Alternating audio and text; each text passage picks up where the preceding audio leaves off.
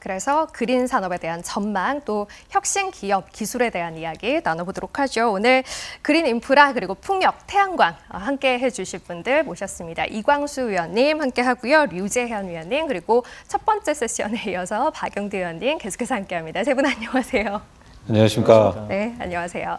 또 나오셨어요? 아, 다른 분 아니시죠? 자, 오늘은 저희 진행 같이 해주셨었던 이광수 위원님도 다양한 내용을 가지고 또 소개를 해주시기 위해서 함께 자리를 하셨습니다.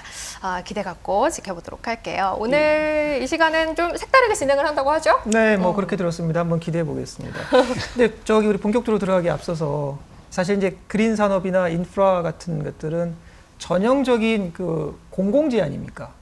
공공재란 말이 좀 어려울 수도 있는데, 이런 뭐 공항이라든지 다리 같은 것도 기본적인 공공재, 그렇죠. 인프라 중이죠. 그래서 그린도 마찬가지인 것이고, 그러니까 내가 직접 돈을 써서 만들지 않고 다른 사람들이 만들고 나는 쓰면 좋겠다.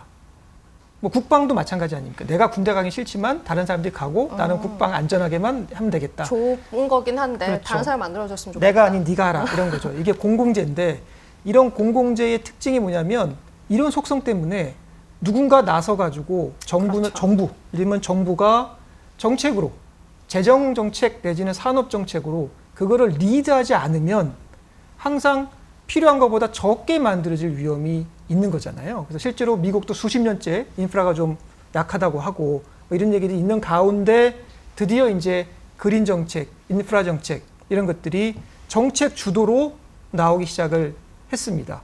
그래서 각 세 분이 그린과 인프라를 이제 말씀해 주실 건데 과연 정책과 관련된 키워드는 뭐냐부터 시작을 해주시면 어떨까요? 네. 좋습니다. 오늘 저희 지금 질문 길게 네, 드렸는데 너무 길게 드렸어요. 질문에 대해서 한 분씩 그 스케치북을 들고 나오셨어요. 여기에 키워드를 다 써서 나오셨더라고요. 네. 이거 딱 들고 계시면 저희가 하나씩 여쭤보도록 좋습니다. 할게요. 네, 일단 좋습니다. 정책에 대한 키워드 어떻게 보고 계시는지 들어주세요. 네. 네. 왠지 좀 귀엽죠? 아니 보이실는가 모르겠는 시청자분들이. 일단 이광수 위원님은 그린 인프라 그리고 류재현 위원님은 CBAM 이렇게 적어주셨고 박영두 좋은데요? 위원님은 저건 뭔가요? 간자인가요? 중국말인가요? 뿌티에라고 뿌티에? 읽고요. 보조금이라는 뜻입니다. 알겠습니다. 일단 요 CBAM도 어렵고 뿌티에 이것도 어렵고 그린 인프라부터 갑자기 옛날 그 러브 액츄얼리 컨셉으로 나오신 거예요. 그러네요. 그린 인프라부터 좀 들어볼까요? 이게 제일 쉬울 것 같아요. 예, 사실 센터장님 말씀하신 것처럼 어떤 그린 산업이나 이런 공공재 성격의 어떤 산업을 볼 때 정책이 굉장히 중요한 그 의미를 가지고 있죠. 특히 저는 향후의 그린 산업의 속도를 결정하는 건 정책이라고 보고 있는데. 네, 스케치북 내리고 얘기하셔도 돼요.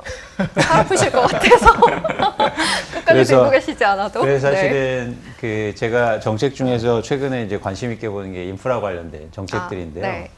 대표적으로 바이든 대통령이 네. 최근에 1조 달러에 달하는 인프라 네. 계획을 발표했죠. 그런데 보시는 표처럼 그 인프라를 자세히 보면 그 그린 쪽에 포커스된 인프라들이 굉장히 많습니다.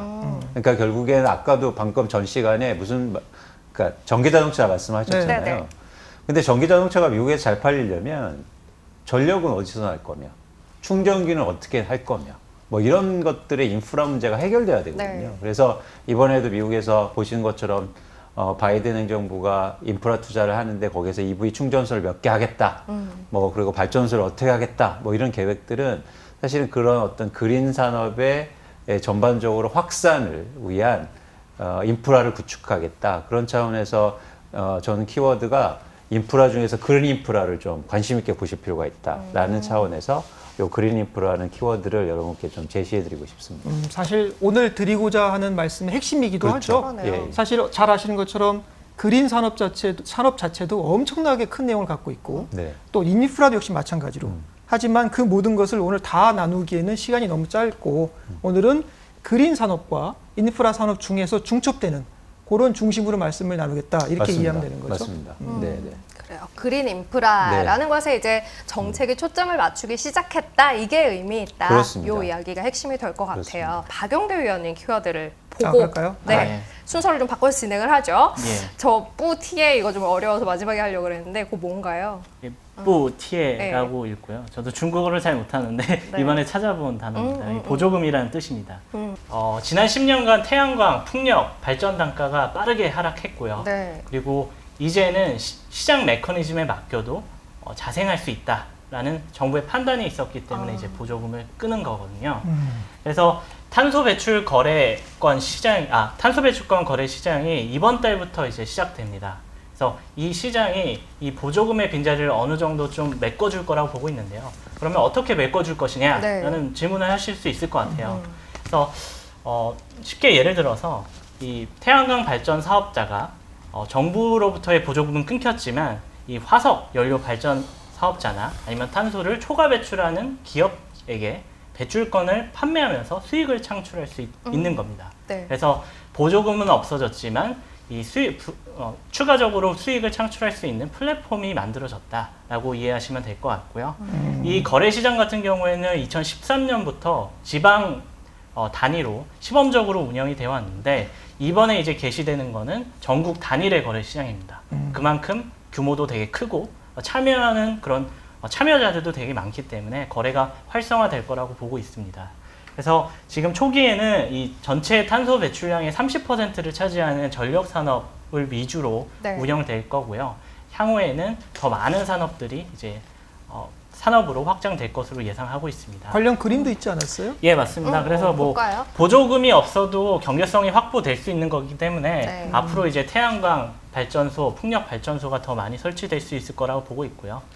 전체 전력 사용량 중에서 이 비화석 연료가 차지하는 발전량의 비중이 더 확대될 것으로 전망하고 있습니다. 그러니까 중국 시장의 경우에는 이제는 보조금을 주지 않아도 될 정도로 경제성 측면에서도 올라섰고, 예, 그죠? 그래서 시장 메커니즘에 맡긴다라는 거잖아요. 맞습니다. 그리고 나아가서 시장에서 이런 탄소 배출권 등을 포함한 이런 것들을 사고 팔 수 있게끔 하는 그런 정도까지도 시장 작동 원리에 맡기게 됐다. 예, 이렇게 이해하면 되겠습니까? 예, 맞습니다.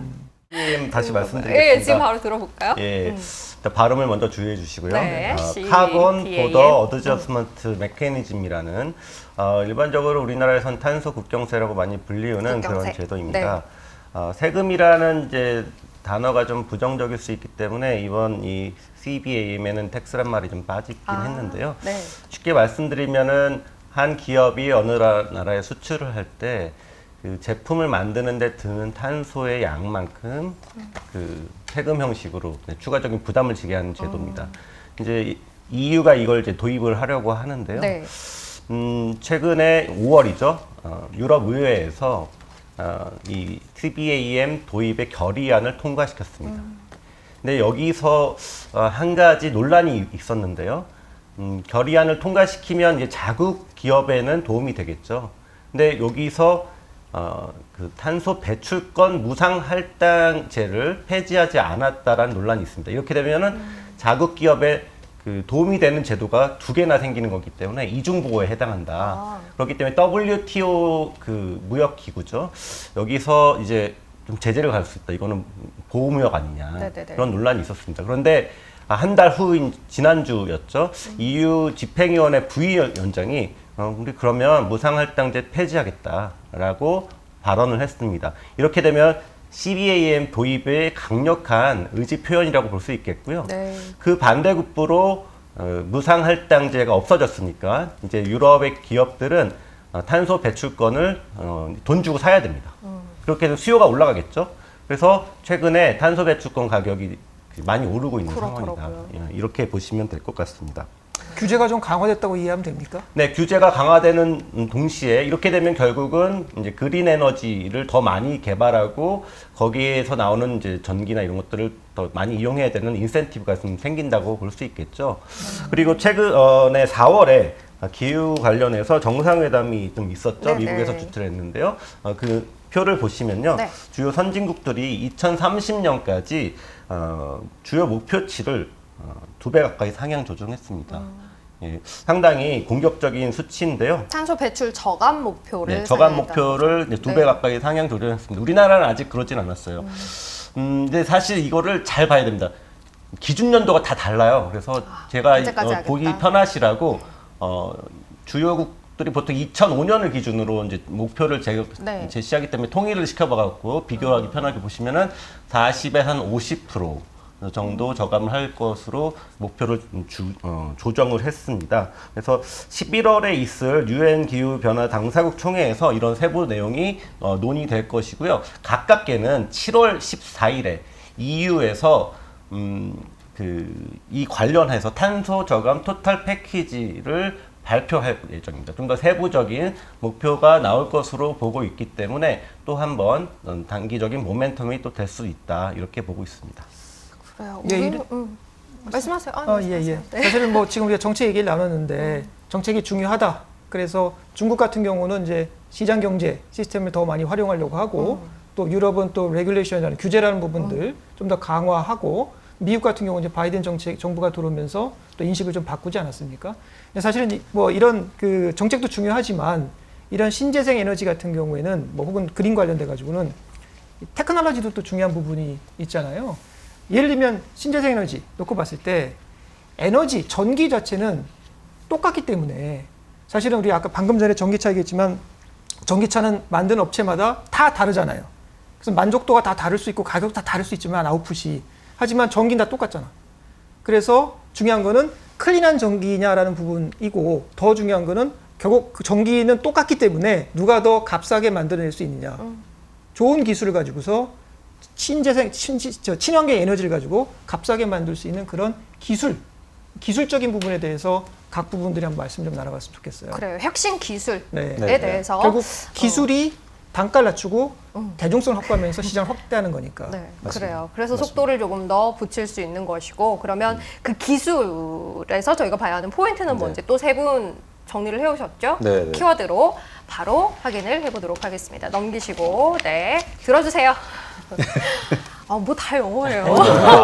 어렵다. 이광수 의원님은 HVDC 그리고 류재현 의원님은 Wind2H2라고 읽으면 될까요, 저거는? 네, 맞습니다. 그리고 이제 박영두 의원님은 BIPV 이렇게 주셨어요. 이거는 일단은 제일 쉬웠던 게 저거예요. Wind2H2 뭔가 바람으로 H2를 만들겠다는 것 네. 같은데 뭔지 좀 들어볼까요? 상당히 직관적인 표현이기도 네. 하죠. 한마디로 풍력으로 수소를 만들겠다라는 그런 프로젝트의 이름이기도 하고요. 네. 먼저 풍력 얘기를 잠깐 드리겠습니다. 네. 자세한 이제 전망치는 사실 어저께 저희 테마픽 그린 에너지 자료가 올랐기 네, 때문에 네. 보시면 자세하게 올해 태양광도 그렇고 저희 설명을 잘 했으니까 참고하시면 되겠고요. 풍력이 올해 좀 역성장할 것으로 예상돼요. 작년에 그래요? 50%나 성장했기 때문에 계속 그렇게 성장할 수가 없잖아요. 미국에서 세제 혜택 없애겠다 막 이런 얘기 하니까 네. 밀어내기로 많이 했던 그런 효과가 있는데 근데 해상풍력은 그 중에서도 올해 2배 가까이 성장할 것으로 예상됩니다. 그래서 해상풍력 중심으로 이 수소를 만드는 얘기를 잠깐 드릴 텐데요. 네네. 그림 보면서 뭐 네, 간단히 그 설명해 이 주세요. 사진에서도 보시다시피 이제 물에 떠 있는 이제 해상풍력 중에서도 부유식 해상풍력입니다. 네. 그래서 해상풍력이 그냥 떠 있지도 않고 고정되는 것도 있습니다만 지금 새롭게 얘기하는 것이 먼 바다에서 이제 붕둥 떠다니면서 이제 전력을 만드는데 이렇게 되면은 이제 바다로부터 멀리 떨어져 있으니까 송전하기도 좀 불편을 하고 그리고 송전선을 깐다 하더라도 그 규모의 경제가 잘 나오지 않죠. 그래서 이제 얘기가 나오고 있는 것이 그러지 말고 저기서 생산된 전기로 바로 수소를 만들어 보자.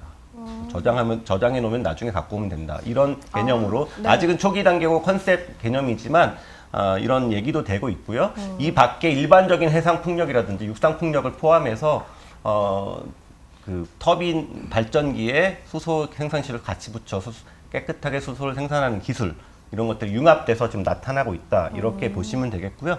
그래서 해상 풍력이 좀 올해 이제 각광을 받을 것 같고 여기서의 강자는 압도적인 점유율을 차지하고 있는 게 이제 지멘스 가메사입니다. 네.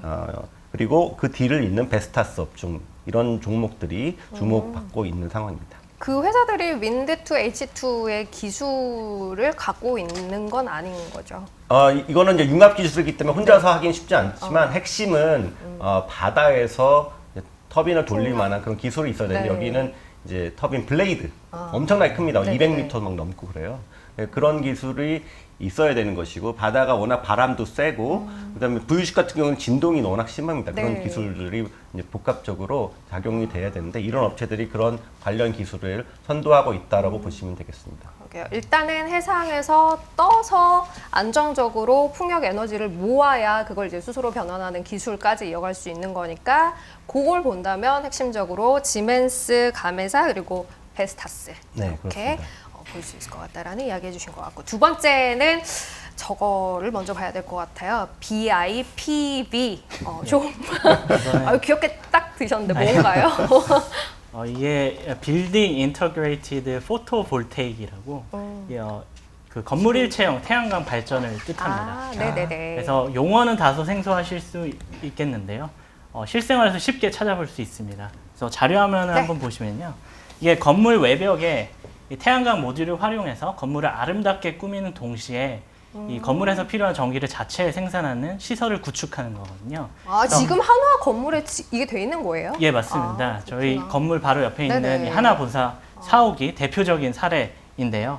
그래서 하나 직원들이 근무하고 있는 사무실 그 조명들 네. 이런 것들이 이제 태양광 태양광. 발전으로 공급이 된다고 보시면 될 것 같아요. 그래서 기존 태양광 시장 같은 경우에는 70에서 한 80% 정도가 발전소용 위주로 성장을 네. 해 왔었는데 이제는 나머지 뭐 상업용, 거주용 태양광 시장이 더 성장을 할 것으로 보고 있습니다. 그래서 작년 같은 경우에는 친환경 바람이 세게 불었잖아요. 네. 각국에서 뭐 탄소 중립 목표를 내놨고 그 목표를 달성하기 위해서는 태양광 발전소를 짓는 것만으로는 해결이 안 됩니다. 다방면에서 뭔가 탄소 배출 저감 노력을 해야 되는데요. 예를 들면 뭐 건물 옥상에 패널을 설치한다던가 아니면 가정집에 베란다에 이제 패널을 설치하는 등 뭔가 다방면에서의 노력이 필요합니다. 네. 그래서 특히 중국 같은 경우에는 작년에 시진핑 주석이 2060 탄소 중립 선언을 했거든요. 2030년까지 탄소 배출 피크를 찍고 2060년까지 탄소 제로로 가겠다라고 발표를 했는데 이러한 도전적인 그런 목표를 달성하기 위해서는 중국 정부에서 발표를 했습니다. 이 건물 부분에서 이제 에너지가 많이 소비되고 탄소 배출이 많이 되거든요. 그래서 건물 부문에서 탄소 배출 저감을 하는 것을 주요 정책으로 발표를 했습니다. 그래서 작년부터 지방 정부 중심으로 BIPV 설치 계획, 목표 네. 등 구체적인 정책들이 나오기 시작했고요. 아직은 초기 단계이긴 하지만 그래서 이제 기술 표준이라든지 아니면 검사 인증 시스템 이런 것들이 좀 부재합니다. 네. 하지만 조만간 국가 차원에서 국제 수준의 표준이 마련될 것으로 보고 있고요. 지금 이 BIPV 기술을 통해서 결국에는 이제 친환경, 에너지 절감 건물이 대세로 자리 잡을 것으로 보고 있고요. 최종 형태는 제로 에너지 빌딩을 최종 형태로 보고 있습니다. 작년에 우리 연말에 포럼할 때 우리 이광수 의원께서 비슷한 컨셉을 말씀해 주셨지 않았어요? 맞습니다. 솔라루프도 예. 하시고, 예, 맞습니다. 그죠? 예. 그러니까 건물 자체가 자기 에너지 소모를 궁극적으로는 자기가 다 자급자족할 수 있는 그렇죠. 쪽으로 예. 기술이 진화하고 있다 이렇게 예. 말씀을 해주셨고, 그죠? 예. 솔라루프. 근데 실제로 보면 최근에 자동차도 전기차 같은 경우에도 위에 뭐 지붕이라든지 이런데 태양광 달아가지고 네. 일부는 뭐 크진 않습니다만 일부는 조금씩 활용을 하기 시작했더라고요. 예. 기술이 발전하면 결국에는 앞으로는 배터리가 아닌 이런 식의 친환경의 신재생에너지 그린 에너지를 활용해서 갈 수도 있을 것 같아요. 나중에는 그죠? 근데 이게 어떤 초기 단계의 네. 모양새를 보입니다. 사실 워낙 공격적인 목표치가 있다 보니 그냥 이제 땅에 패널을 박다가는 다 사막화되겠다 뭐 이런 얘기들도 최근에 하던데 의미 있는 기술인 것 같아요. BIPV. 네. 알겠습니다. 두 번째 봤고 세 번째 이광수 의원님 건 뭐였죠? HVDC 이건 진짜 모르겠는데 뭐죠? 뭐 아시는 분도 계시겠지만 하이 볼티지 다이렉트 커런트라고 해서요. 그러니까 뭐냐면 그러니까 어쨌든 전류를 많이 송출하는데 이게 직류 전기라고 하는 겁니다. 다이렉트 커런트. 네네네. 커런트가 이제 전류니까. 네. 그래서 직류로 전기를 써주는 송전 설비. 뭐 송전선 이렇게 보시면 되고요. 근데 하이볼티지니까 고압? 그렇습니다. 그렇습니다. 그래서 왜냐하면 고압으로 가야 멀리 보내거든요. 네. 근데 왜 이 기술이 필요하냐면 저희가 근원적으로 좀 고민을 좀 해봐야 되는데요. 과거에 저희가 갖고 있는 이런 송배전 시스템은 그러니까 쉽게 말하면 호주에서 석탄을 캐서 네. 석탄을 배에 실어서 도시 근처로 배달합니다. 그래서 도시 근처의 발전소에서 발전해서 도시에 공급하는 시스템을 갖고 있었어요. 네. 그런데 이 신재생 에너지 말씀드린 뭐 태양광이나 풍력은 이렇게 거대하게 예를 들어서 큰 비중을 차지하기 위해서 우리가 쓰고 있는 전기의 비중을 차지하기 위해서는 발전량이 많아져야 되잖아요. 그렇죠. 그럼 아까처럼 해상 풍력이라고 해서 멀리 떨어져야 돼요. 그런데 과거하고 다른 게 뭐냐면 아까는 원재료를 갖고 와서 발전을 여기에서 했다면 이제는 바다 한가운데서 발전을 하는 거예요. 전기가 거기서 생산됩니다. 네. 태양광도 아까서 건물에서 바로 생산되면 굉장히 좋은데 그렇게 생산된 거를 모든 건물이 다 쓸 수는 없거든요. 거대한 전력들을 사실 외부에서 끌려와야 되는데 그럼 가장 손쉬운 방법이 사막에서 생산하면 굉장히 손쉽잖아요. 근데 또 사막이 멀리 떨어져 있다는 거죠. 그래서 멀리 떨어져서 생산된 전기를 어떻게 이 소비지까지 끌고 오느냐가 사실 핵심이에요. 근데 그렇기 위해서 이 HVDC 기술이 굉장히 필요하다. 네. 그러니까 바로 생산된 신재생 관련된 전기를 쉽게 말해서 전기를 소비지까지 장거리를 끌고 올 수 있는 기술이다 이렇게 보시면 된다는 거죠. 그런데 지금 이게 굉장히 큰 문제가 되고 있는 게 잠깐 표를 하나 보여주시면 이 표는 미국에서 송전선 투자인데요. 최근에 계속 감소해 왔어요. 그래서 미국 같은데 요즘 뭐 사실은 뭐 갑자기 정전도 많이 되고요. 네. 막 소비량이 증가하면 문제가 많이 일어나니까 여기에 있는데 사실 그만큼 저희가 물론 뭐 태양광이나 아니면 이런 풍력이라든지 이런 전기 생산이 많아질 거로 예상하는데 그만큼 인프라가 투자가 잘 안 돼 있다는 거죠. 그래서 그런 차원에서 앞으로 뭐 이번에 바이든 행정부도 투자한다고 하지만 네. 이런 인프라 투자가 증가할 거면 증가하는 상황 속에서 이런 혁신적인 기술들이 도입되면서 어쩌면 신재생 에너지의 발전 비중을 늘릴 수 있는 그런 혁신적인 기술이 되지 않을까 저희가 이런 전망을 하고 있는 겁니다. 그럼 요약을 해보면 신재생 에너지의 문제점 중에 하나가 네. 그 신재생 에너지를 만드는 장소와 네. 그거를 쓰는 장소가 대단히 멀다. 멀다. 멀리 떨어져요. 바다든 뭐 사막이든 그렇습니다. 이렇다는 거잖아요. 그렇습니다. 근데 그래서 나온 기술 중에 하나가 수소 아니었어요? 그렇죠, 그렇죠. 수소로 만들어가지고 수소로 이동하기 편하니까 그래서 그거 가지고 이쪽 옮겨가지고 한다는 거잖아요. 근데 또 그죠? 다 그렇게 할 수는 없는 거니까. 그렇죠. 그러면 양자간의 관계는 어떻게 라이벌이에요, 뭐예요? 그런데 제가 장점을 말씀드리면 이제 수소는 말씀하시겠지만 제 장점은 이게 예를 들어서 태양광으로 발전되면 이게 직류 전기거든요. 네. 아, 예. 그래서 직류 전기를 바로 쏴줘서 직류로 쓰는 거예요. 바로 쓸 수 있게. 예. 그러니까 뭐냐면 전력의 뭐 직류로 교류를 전환하고 교류를 또 직류로 전하고 이런 손실이 네. 적겠네요. 손실이 없습니다. 그리고 그냥 전기 자체를 받는 거니까 그만큼 이제 손실이 적은 거죠. 그럼 수소 디펜스 하셔야지. 얘기하시는 것 같은데, 네, 물론 대체할 수 있습니다. 수소는 많은 공격을 받고 있어요. 왜냐면은 뭐 저장했더니 뭐 배터리 ESS 있고, 네, 네. 이동했더니 갑자기 이제 승전 나오시죠. 하지만 수소는 수소 나름의 역할이 있다고 봅니다. 먼저 물론 장기적으로는 이제 그 HVDC가 어느 정도 대체를 할 수도 있겠죠. 하지만 더 먼 거리, 대륙간 거리는 사실 수소가 좀 더 유리하지 않나. 다양한 이제 이송 수단을 개발을 하고 있고요. 그다음에 저장 같은 경우도 이제 배터리로 할 수 없는 만큼 많은 재생에너지가 이제 버려지게 되는 잉여 전력이 생기기 때문에 그걸 이제 송전선이 할 수 없는 건 저장의 기능이거든요. 그러네요. 예, 그런 것들을 수소가 충분히 할 수 있고 무엇보다 수소는 전기 자체로 할 수 없는 것들이 있습니다. 예를 들면 뭐 아까 이제 철강 이제 생산할 때 이제 저 코크스를 대체할 수 있는 게 수소입니다. 그 코크스를 쓰여서 이 그 철강을 만들 때 포스코가 이제 그런 기술을 가지고 있죠. 네. 근데 그거는 전기로 할 수가 없어요. 물론 이제 전기로로 하면 되겠지만 그거는 좀 다른 방식이 좀 되겠고 결국은 이 융합되는 과정에서 뭐 철강뿐만 아니라 화학 이런 쪽에서 수소가 들어가서 전기로 할 수 없는 탄소 저감에 많은 역할들을 해줄 수 있다라는 측면에서 수소가 꼭 필요하고 네. 그렇기 때문에 수소를 생산해야 되는 필요는 계속 늘어난다. 열변을 토하시는 그렇지 않다면 아까 이제 탄소 국경수 말씀드렸죠. 네. 철강 아시아나 이런 뭐 포스코를 포함해서 미국의 철강을 이제 그 유럽의 철강 제품 수출할 때 많은 문제가 있겠죠. 네. 원가 경쟁력이 엄청난 차이가 납니다. 지금 유럽에서는 이미 이런 기술이 개발되고 있어요. 그래서 장기적으로는 원가 경쟁력이 철강 산업 같은 네. 전통 산업에서도 바뀔 수 있다는 이런 우려가 있는데 그런 것들을 해결해 주는 게 수소다.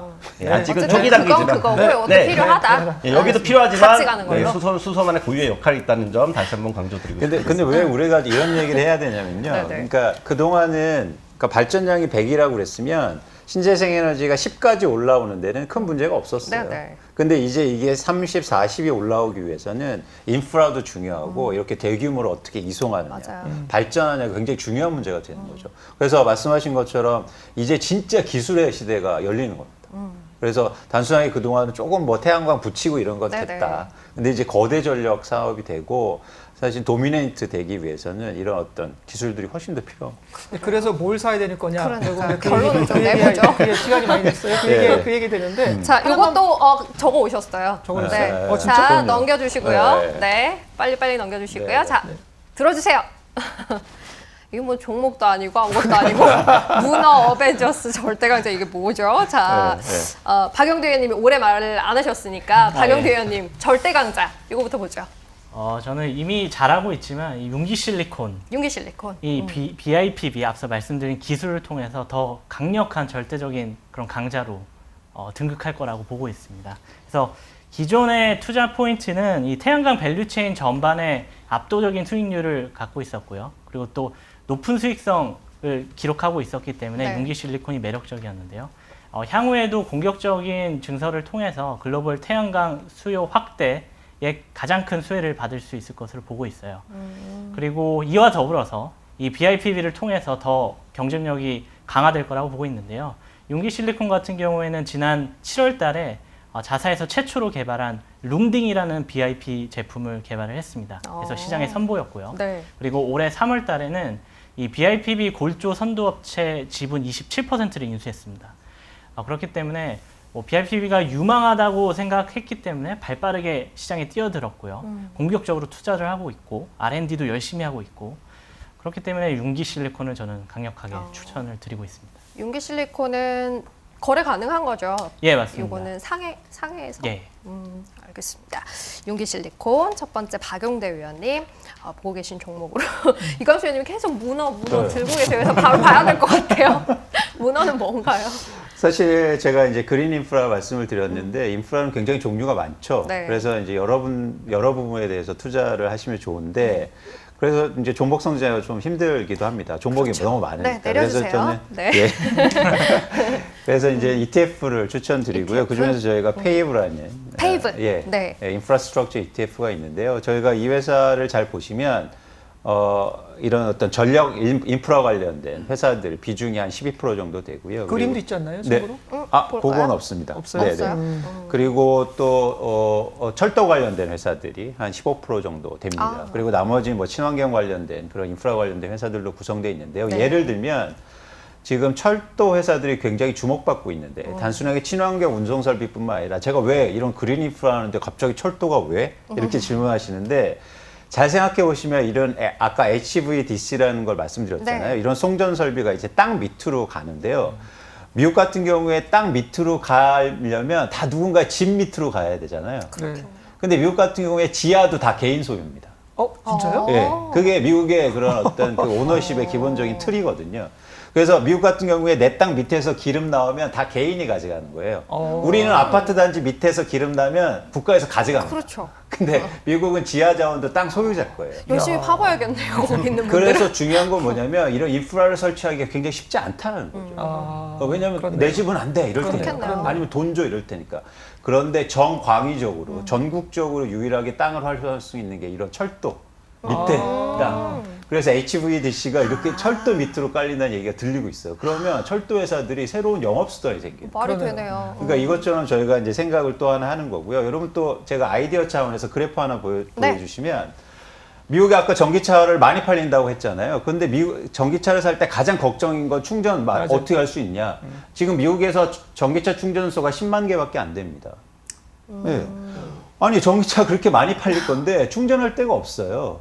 그럼 여러분 전기차도 사시는 건 좋은데 충전소를 앞으로 설치하는 게 굉장히 더 중요한 네. 문제예요. 네. 속도 차원에서.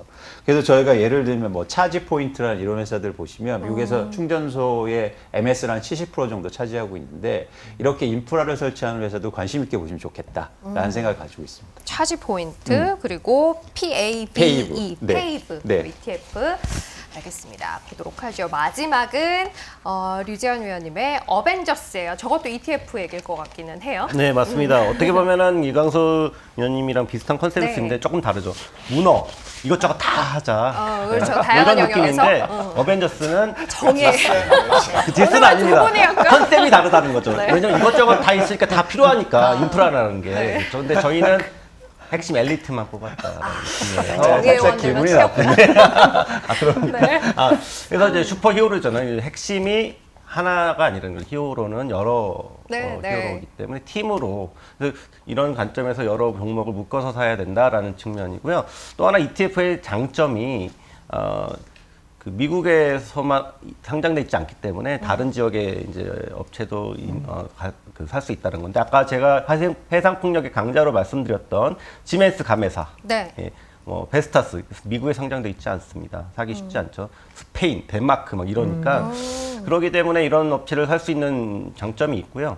그다음에 최근에 이제 태양광이 좋죠.